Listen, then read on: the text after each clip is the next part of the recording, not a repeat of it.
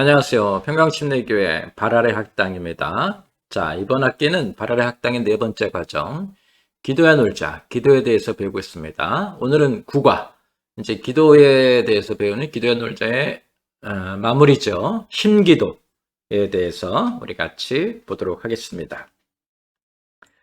자, 기도야 놀자는 총 9과 9과로 되어 있는데 왜 기도를 배워야 하나? 잘못된 기도를 하고 있기 때문이었죠. 그래서 제대로 된 기도를 하기 위해서 우리가 제일 먼저 한 것은 기도는 무엇인가를 알아봤고요. 기도가 무엇인지 알았기 때문에 이제 그것을 기준으로 골방을 만들고 영광 드리고 감사 드리고 회개하고 구하고 묵상하는 것까지 배웠고요. 가장 중요한 것은 기도는 일상의 삶의 자리에서 기도해야 된다라는 말을 많이 드렸는데 오늘은 이제 구가 힘기도에 대해서 배워볼 거예요. 자, 힘기도. 힘기도를 얘기하려면 먼저 기도의 기준과 기본에 대해서 좀 얘기를 해야 되는데요. 기도의 기준과 기본은 일상의 기도죠. 네. 아무 일이 없는 기도, 하나님과 사귀는 기도, 만나는 기도, 대화하는 기도, 비전을 찾는 기도. 이것이 이제 우리가 해야 되는 일상의 기도, 십자가 기도, 삶의 자리의 기도죠. 그런데 삶이란, 그래서 제가 여기다 하지만이라고 넣어놨습니다. 때로는 이 삶에 힘이 필요할 때가 있어요. 우리가 이제 가지고 있는 힘 말고 하나님이 가지고 계신 그런 권능이 필요할 때가 있어요. 그런 간절한 기도가 필요할 때가 있죠. 그래서 우리가 힘 기도에 대해서 배웁니다. 중요한 건 일상의 기도, 날마다 하는 일용할 양식과 같은 기도를 제대로 하고 있어야 힘 기도도 이제 잘할 수 있는 거예요. 우리나라는 대부분 기도 그러면 전부 힘 기도만 배워요. 일상의 기도를 잘 못하고 힘 기도, 뭔가 이렇게 대단한 걸 하는 기도만 자꾸 하고 그런 것만 눈여겨보죠. 그렇게 하지 마시고 일상의 기도가 기도의 기준과 기본이에요. 그런데 때때로 힘이 필요한 간절한 기도가 필요하기 때문에 우리가 이제 힘 기도에 대해서 배웁니다. 그러니까 말하자면 어디가 굉장히 안 좋아서 수술을 받거나 약을 먹어야 되는 거, 우리가 이제 일상에서 하고 있는 일이 아닌 것이죠. 그런 게 힘기도인데 중요한 건 그런 대로 가지 말아야 되죠. 일상을 잘 하고 있어야 그런 일이 없는 거죠. 그런 일이 없는 게 더 중요합니다. 자, 힘기도는 특별한 기도라고 말합니다. 평상시 하는 기도가 아니라는 얘기죠. 다른 말로 하면 하나님의 역사하심을 원하는 기도. 이렇게 하나님의 역사하심은 하나님이 이적을 행하신다. 이렇게 보시면 됩니다. 때로는 사람들이 이것을 열정적인 기도. 그래서 뭐 목소리도 크고 소리도 지르고 잠을 자지 않거나 먹지도 않거나 뭐 이런 거죠. 또 역사하는 기도. 그러니까 뭐 이적이 일어나는 기도라고 하고 또 그런 일이 있어야 이제 우리가 응답을 받았다라고 생각하기 때문에 응답받는 기도라고 부르기도 하고요. 성령의 기도라고 부르기도 하죠. 대부분의 사람들은 뭐라고 생각하나? 이런 흰 기도는 하늘 보좌를 움직이는 기도라고 생각을 하고 또 그렇게 말을 합니다. 자, 우리가 먼저 알아야 될 거. 힘은요, 기도나 기도자가 아니라 하나님께 있는 거예요. 반대로 생각해 보시면 알아요. 내가 기도자가 나죠. 내가 가진 힘이나 나의 기도가 가진 힘, 그게 하나님이 가지고 계신 힘과 비교하면 어떻겠어요? 형편없겠죠. 그러니까 힘은 기도나 기도자에게 있는 게 아니에요. 하나님께 있어요. 하나님이 움직이셔야 되는 거예요. 그래서 기도 때문이 아니라 하나님이 스스로 움직이시는 것, 그때 나오는 힘, 이런 것을 우리가 추구해야 된다, 그런 걸 원해야 된다, 이렇게. 힘은 하나님에게서 기도자로 오는 거예요. 기도자에서 하나님께로 가는 게 아니에요. 우리가 드리는 건 신령과 진정뿐이고요. 힘은 하나님에게서 기도자로 오는 것입니다. 그래서 우리가 이런 힘 기도를 순종의 기도라고 부릅니다. 왜? 하나님이 주시고 우리가 받는 것이기 때문에 그렇습니다. 우리가 힘을 받아서 자신을 움직여야 돼요. 나의 힘으로 하늘을 움직이는 게 아니라 하나님의 힘으로 나를 움직여야 되는 것이기 때문에 우리가 이제 순종의 기도라고 합니다. 제가 이 얘기를 왜 하냐면 힘 기도를 가르쳐 드리면 우리나라 사람들 대부분은 목소리에 힘을 주려고 해요. 목소리에 힘을 준다고 힘 기도가 되는 게 아니에요. 힘은 하나님에게서 오는 거예요. 그래서 오히려 우리가 우리의 마음과 몸과 뜻을 다하여 하나님을 사랑하는 것에 관심을 가져야지, 이 목회자든 누구든, 믿는 이가 누구나 하여튼 열심히 기도한다고 목에 힘주고 큰 소리 지르고 침 튀기고 그런 게 기도가 되는 건 아닙니다.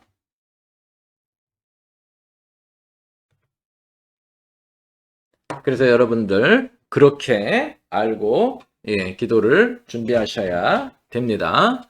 자, 그 다음에 이제 힘기도 순서대로 보면요. 첫 번째 묵상의 힘에 대해서 말씀드립니다.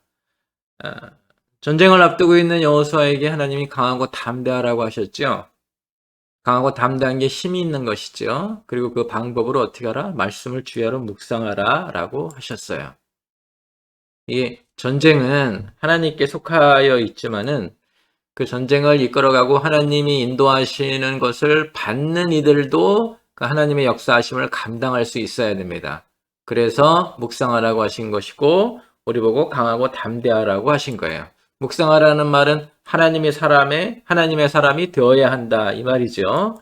그래서 기도자도 강함과 담대함이 있어야 합니다. 우리가 묵상을 하지만 우리가 어떻게 우리 스스로 우리 자신에 대해서 강함과 담대함이 있는 기도를 하는 거예요.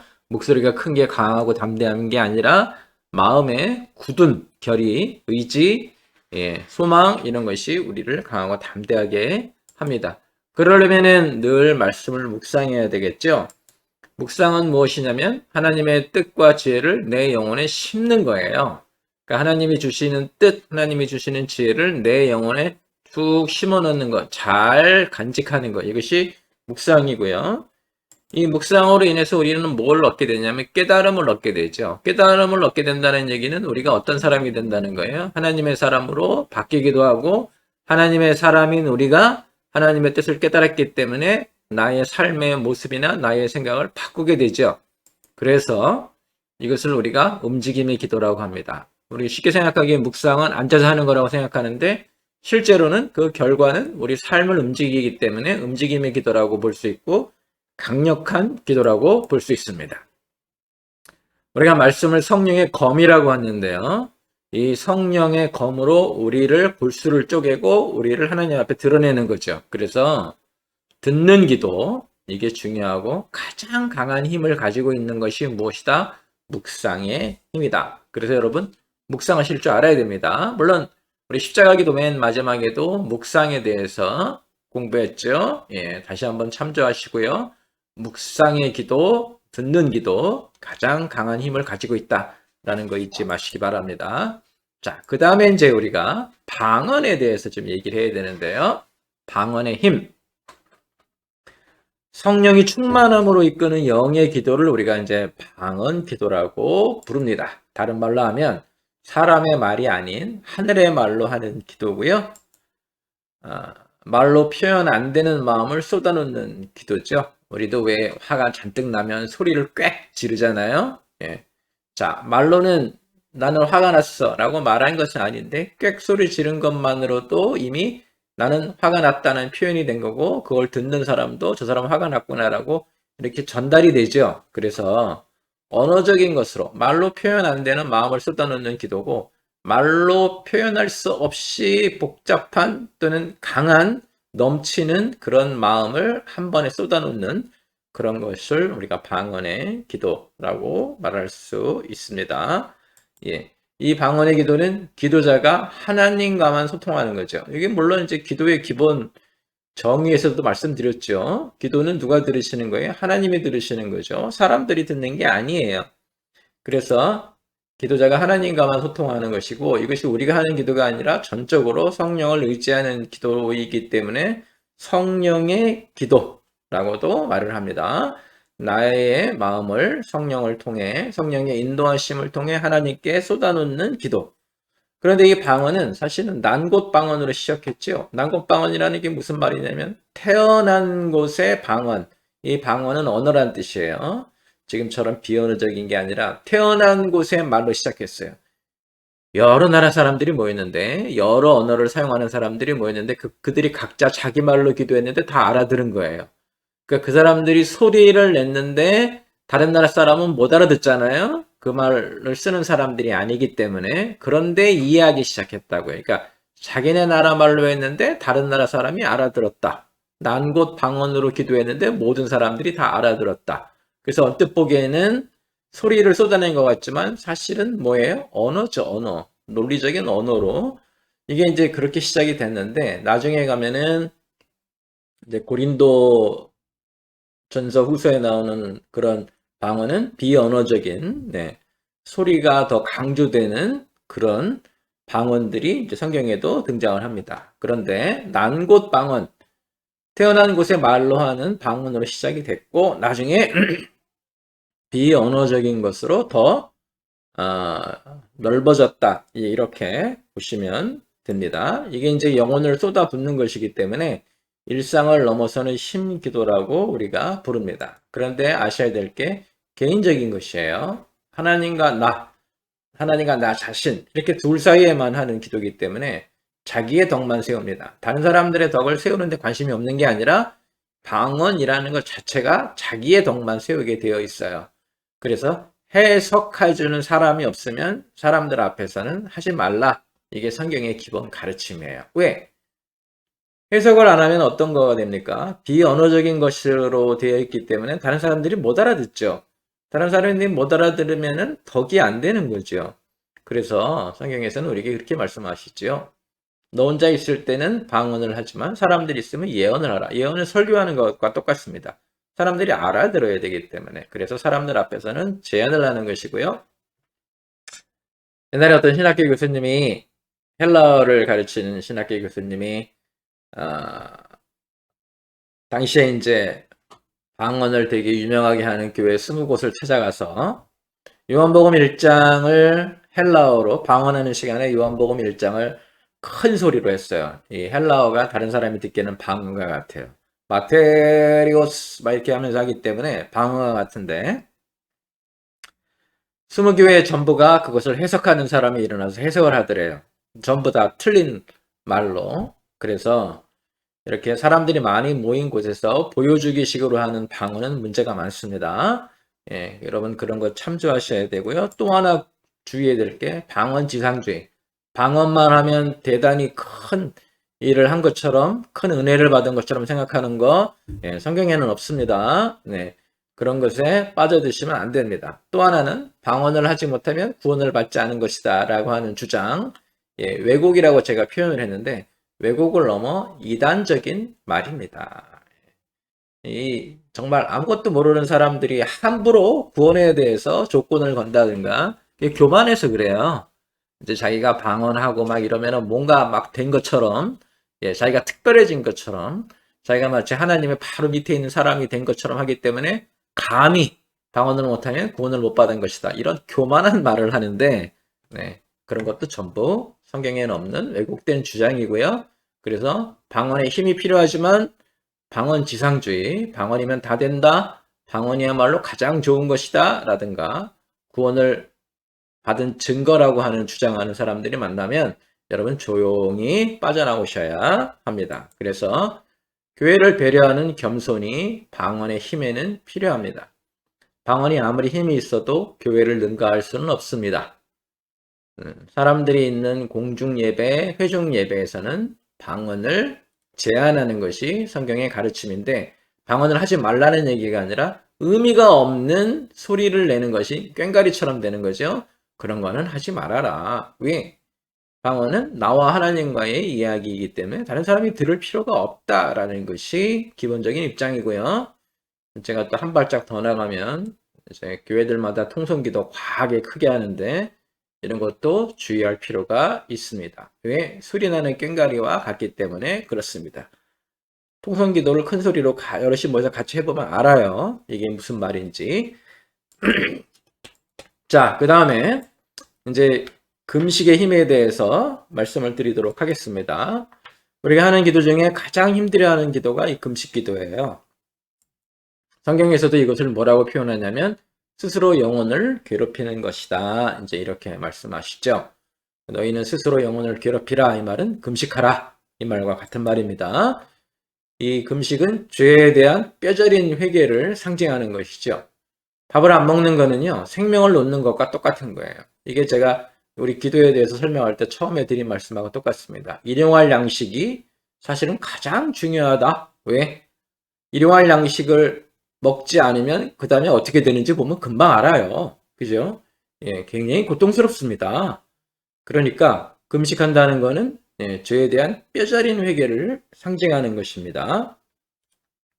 죄에 대한 대가를 고통으로 치르는 것이라고도 볼 수 있죠. 제가 죄의 대가는 뭡니까? 사망이죠. 밥을 안 먹는 건 어떤 거예요? 사망과 같은 고통을 겪는 거예요. 진짜 힘들어요. 예, 영적으로도 힘든 일이 됩니다. 그래서 이제 금식이 가장 어려운 기도일 수도 있다. 그리고 이 금식으로 인해서 우리는 어떻게 돼요? 영혼을 깨우기도 하죠. 영혼이 몸과 싸워 잠든 영을 깨워요. 그러니까 내가 좀 영적으로 힘이 없어졌다든가 덤덤해졌다든가 내 신앙이 흔들린다 이럴 때 하는 금식은 내 영혼을 깨워줍니다. 내 몸이 고통스러워지는데 그렇게 고통스러워지는 몸으로 인해 잠들어 있는 내 영혼을 깨워요. 그래서 금식은 우리 신앙에도 매우 중요한 역할을 한다. 자, 그런데 이스라엘에 하는 금식은 대부분 해가 떠 있는 동안만 금식을 합니다. 그러니까 잠들어 있지 않는 동안만 금식을 한다 이런 말이에요. 그리고 이스라엘은 주기적으로 했고요. 정해놓은 날짜에 주기적으로 했고 하루만 있습니다. 그러니까 아침에 해가 뜨면서 시작을 해서 해가 이제 질 때까지만 했어요. 자, 왜 해가 떠 있는 동안만 했냐면 이 기도에 집중하려고 했기 때문에 이 밥 먹는 준비하고 밥 먹고 치우고 밥 먹은 후에 휴식 취하고 이런 것이 기도를 방해했기 때문에 기도에 집중하려고 이제 낮 동안은 깨어있는 동안에는 밥을 먹지 않으면서 기도를 했고요. 해가 지고 잠자리에 들려고 하면 그때 밥을 먹기는 했습니다. 왜 그러냐면 그래야 그 다음날 기력을 유지해서 계속해서 기도할 수 있기 때문에 그렇습니다.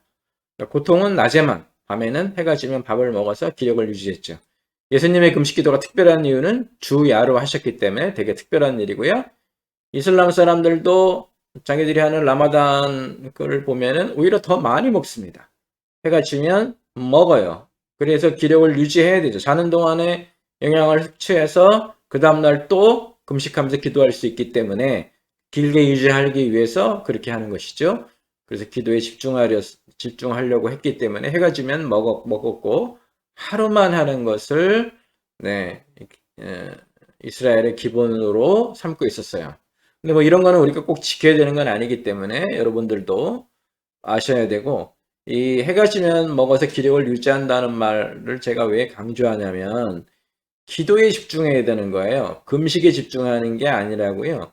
우리는 금식을 통해서 시간을 벌고 내 영혼을 정돈시켜서 기도에 집중하려고 하는 것이지 막 죽어가면서 기도도 못할 정도로 죽어가면서 금식만 하려는 건 아니에요.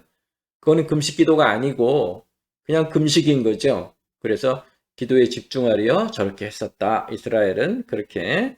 그래서 여기도 말씀드리지만 금식이 아니라 어디에 집중해야 되는가? 기도에 집중해야 됩니다. 자, 이제 우리는 어떻게 해야 되는가? 정기적으로 하는 게 좀 좋습니다. 더군다나 오늘 이제 금요일이죠. 오늘 금요일인데 오늘 고난주간 금요일이기 때문에 음식을 제한해서 고통을 받는 것도 괜찮습니다. 그런데 이 금식 기도는 조폭처럼 하시면 안 돼요. 갑자기 나타나서 나는 죽게 생겼다, 다 때려치운다, 막 안 주면 죽을 것이다 이런 협박을 하는 기도를 하지 마시고 또 하나 외식도 말아야 되죠. 보이기 위해서 하는 기도 하지 마셔야 되고 그 삶의 모습이 금식에 합당한 기도를 하셔야 돼요. 그 이사야서에서 이제 하나님이 우리를 꾸짖는 말이 그거죠. 외식도 말고 그렇게 하셔야 되고 영을 깨워 금식으로 욕망해서는 안 됩니다. 영을 깨우는 기도를 해야지 내가 오히려 금식을 통해서 오히려 더 많은 걸 받겠다. 이런 식으로 기도하시면 안 됩니다. 자, 이어서 합심의 힘에 대해서 말씀드리도록 하겠습니다. 합심 기도를 말씀드리는 거예요. 두세 사람이 모인 곳에 주님도 함께 하신다라는 말씀이 있죠. 그래서 마음이 합쳐지면 하늘도 그에 따라 매기도 하고 푸시기도 한다. 하늘의 문을 매기도 하고 푸시기도 한다고 해서 하나님께서는 사람들이 모여서 마음이 합쳐지는 그런 기도를 중요하게 생각을 하셨습니다. 또 우리가 주님과 함께 하기 때문에 그래서 이제 이게 힘의 기도가 되는 거죠. 합심의 기도. 사람들이 모여서 같이 하는 기도. 성경에서는 이를 찾아 백을 채우라.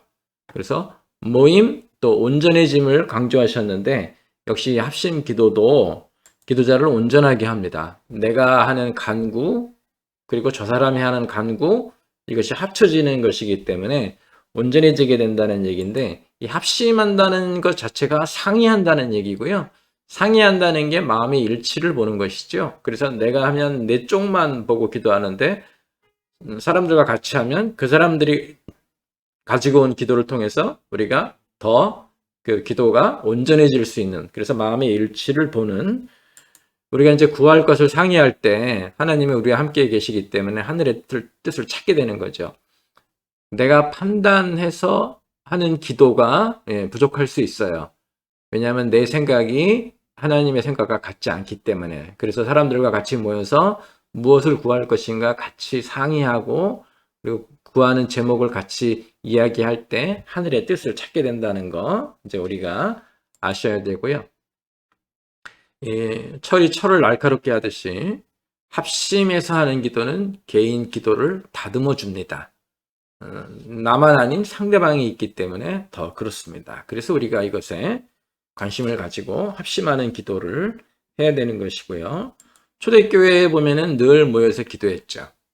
특별히 예수님이 가신 후에 사람들이 남아서 어려움을 겪게 될 때 그들이 했던 일은 뭐냐면 모여서 기도하는 일이었죠. 그래서 합심이 교회의 기본이 된다 하는 거 여러분 잊지 마시고요. 지금 우리가 십자가 기도는 개인 기도, 골방 기도가 기도의 기준입니다. 근데 이런 힘이 필요했을 때 우리는 어떻게 된다? 모여서 기도할 수 있습니다. 합심 기도라고 우리가 부르는 것입니다. 성경에 따라서 우리는 의인을 청해서 기도의 짝을 만들고요. 그러면 기도를 습관적으로 할 수 있죠. 정기적으로 할 수 있다는 얘기, 계획적으로 할 수 있고요. 그래서 어떻게 하는가? 우리의 간구, 인생살이의 짐 같은 거죠. 그걸 나누어질 수 있다 이 말입니다. 그래서 합심기도는 또 중보기도와도 같은 말이 될 수도 있습니다. 서로를 위해서 기도해 주는 것이고 우리의 기도 제목을 기도하기 때문에 더욱 그렇습니다. 또 우리가 합심하게 된 이유들을 보면 여태까지 교회 생활을 하면서 합심하여 기도할 때가 언제입니까? 공동의 문제, 또 많은 힘이 필요한 문제 이런 것에 우리가 합심하기 때문에 의인을 청해서 기도의 짝을 만들어 두시고 평소에도 여러분 인생에도 기도의 짝 같은 것이 있는 것이 좋습니다. 그래서 같이 기도하는 거예요. 어떤 분들은 서로 기도의 그 노트 같은 것을 주고받기도 하죠. 네. 그런 것이 이제 좀 불편할 수도 있는 분들은 하지 않더라도 기도의 짝이 있어서 같이 모여서 기도하고 우리가 이제 그 예배 끝나고 다락방으로 모이거나 골방으로 모였을 때 같이 모여서 기도하는 거 매우 중요한 일이 됩니다. 자, 그 다음에 치유 기도에 대해서 말씀드리겠습니다. 이 병이 낫기를 위해서 서로 기도하라고 우리에게 말씀하시죠. 그래서 기도는 병을 낫게 하는 힘이 있습니다. 이 병을 낫게 하는 힘은 어디서 오는가? 의인의 기도에서 오죠. 의인의 기도는 역사하는 힘이 크다, 많다 이렇게 우리가 보고 있죠. 그래서 치유 기도는 반드시 뭐가 먼저 와야 된다? 회개가 먼저 와야 돼요. 회개해야 의인이 되기 때문에 회개를 하고 의인이 돼서 의인이 하는 기도는 역사하는 힘이 있는 기도가 되는 것이고요. 성경에서는 어떻게 하라고 하셨나? 기름을 바르고 손을 얹는 안수를 통해서 기도하라고 하셨죠. 기름 바른다는 얘기가 뭐예요? 적극적인 치료도 함께 해야 된다는 얘기예요. 당시 기름 바르는 이유는 여러 가지가 있는데 하나님이 특별히 기름 부어주셔서 특별한 사랑을 주신다는 의미도 있지만은 기름이 치료제의 의미도 있기 때문에 치료한다는 의미가 있죠. 그래서 아픈 사람에게 기름을 바르고 그 말은 적극적인 치료도 함께하고 의술도 함께 베풀고 동시에 이제 하나님이 역사하셔서 병을 낫게 하는 그래서 아예 치료를 거부하고 나는 하나님만 하겠다. 어리석습니다. 성경에서는 기름 바르라고 하셨기 때문에 치료에도 동참해야 되는 거예요. 그 다음에 손을 얻는 안수를 우리에게 하셨는데, 손을 얻는 안수 행위를 통해서 하나님의 은혜 받으라는 얘기죠. 만짐을 통해서 사랑과 힘을 전달합니다. 그래서 목회자가 안수를 해주기도 하고, 때로는 같이 신앙생활하는 사람들이 안수해주기도 하죠. 여러분은 또 여러분 자녀에게도 안수할 수도 있어요. 이게 안수라는 게 목회자의 특권, 목회자만 할 수 있는 건 아니에요. 아이들에게 손을 얹어서 같이 기도해 주는 것도 필요합니다. 여러분들도 그런 것들을 하셔야 됩니다. 자, 근데 우리가 경계해야 될 것이 있습니다. 이 병고침은 구원에 앞설 수 없습니다. 아까 방언하고도 똑같은 말인데요. 예수님 그렇게 하셨죠. 귀신을 쫓아내고 병을 고치고 온 제자들에게 너희가 귀신을 쫓고 병 고치는 그것보다 너희의 이름이 하늘책에 기록된 것을 더 기뻐하라. 이렇게 말씀하셨죠. 구원이 더 중요하다 이런 말이에요. 자, 치유, 병 고침이 우리 삶에는 필요합니다. 그러나 그것이 구원보다 앞설 수는 없습니다. 그러니까 아까 방언에서 말씀드린 것처럼 이것을 대단히 중요하거나 구원의 증거에 처한 것처럼 하지 마시고, 그러나 우리가 예수님이 우리에게 성경이 우리에게 말씀하신 것처럼 병이 낫기를 위해 서로 기도하는 그런 신앙의 모습을 가져야 되겠죠. 자, 십자가 기도 이제 다 마무리했고요. 십자가 기도를 정리하면 이렇습니다. 제가 여러분들에게 이렇게 십자가라는 틀을 드렸습니다.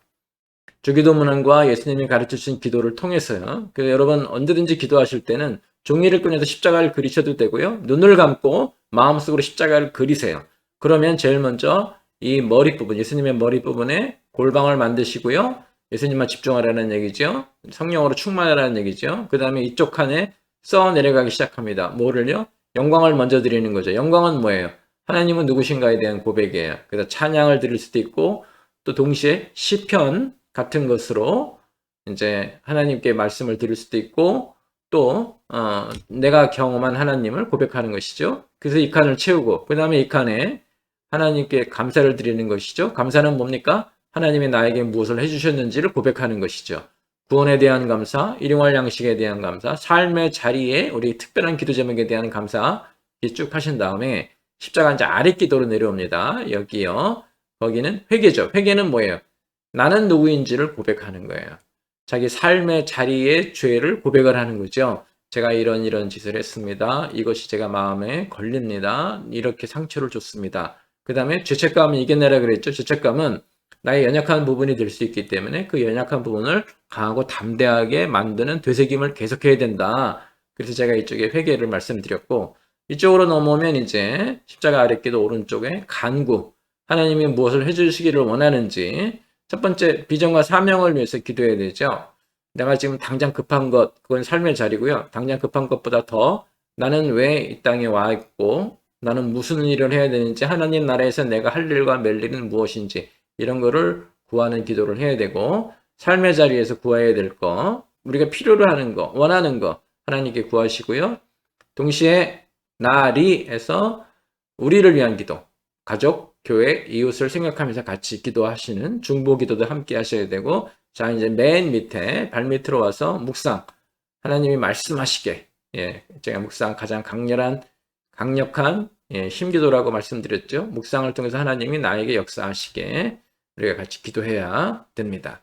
자, 그래서 여러분 날마다 아침마다 눈을 감으시고 이렇게 마음속에 십자가를 그리시고 골방, 영광, 감사, 회개, 간구, 묵상 이 순서대로 기도하시면 됩니다. 이게 막 여러 가지 방해를 받아서 잘 하지 못할 때 어떤 날 너무 피곤하면 눈을 감고 있으면 너무 힘들 때가 있어요.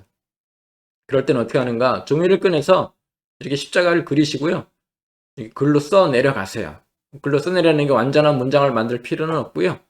이렇게 한 글자 이렇게 한 단어씩만 쓰면서 그걸 놓고 기도하면 여러분들 기도를 계속해서 하실 수 있습니다. 자, 이 십자가 기도가 기도의 전부가 아닙니다. 우리가 힘 기도에 대해서도 말씀드렸지만 우리가 이것은 일상적으로 하는 기도예요. 평소의 삶에서 이런 틀로 기도하고 그 다음에 내가 기도에 익숙해지면 이제 본인이 또 본인에 맞게 자유롭게 할 수도 있고 또는 아플 때나 다른 사람을 위한 중보를 하거나 합심을 하거나 이럴 때는 또 거기에 맞게 변형해서 하시면 됩니다. 반드시 이래야 되는 건 아니에요.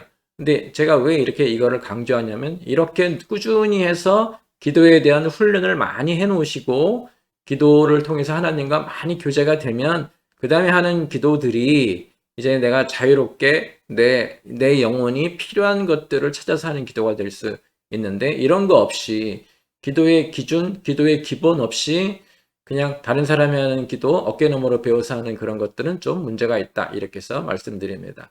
자, 이제 기도에 대해서 배웠고요. 여러분들 다시 복습하시면서 기도를 열심히 하는 분들이 되시기를 주님의 이름으로 축원합니다.